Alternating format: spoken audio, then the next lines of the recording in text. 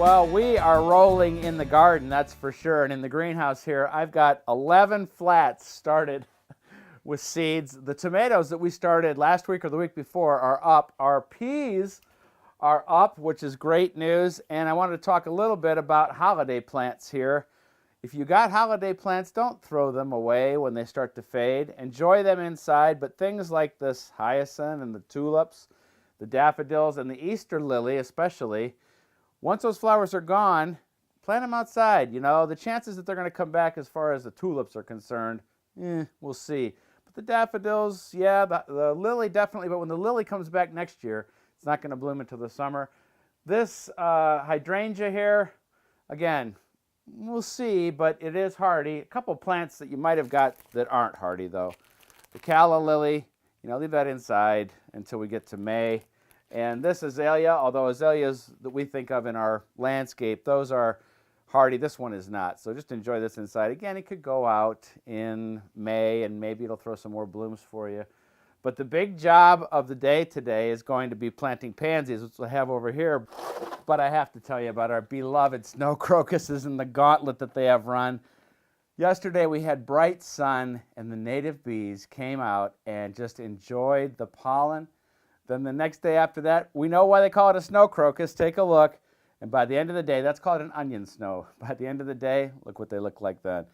Pansies can take anything that's left. We're going to plant those outside. Follow me. Well, I can't tell you how excited I am to be planting pansies. I fill these containers up every year right here and get instant color. We've been color deprived for so long, and as I said, pansies can take anything left that Mother Nature has in her.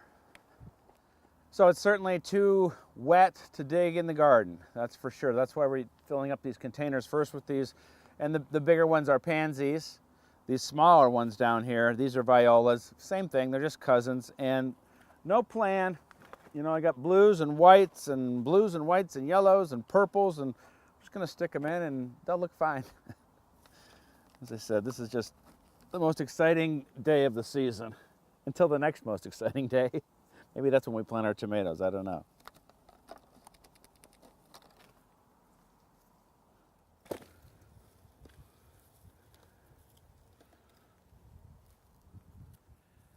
Achoo! Oh, sorry. Well, what do you think? That's instant color for sure. I'm gonna plant up my last pot here, and then we're gonna finish up.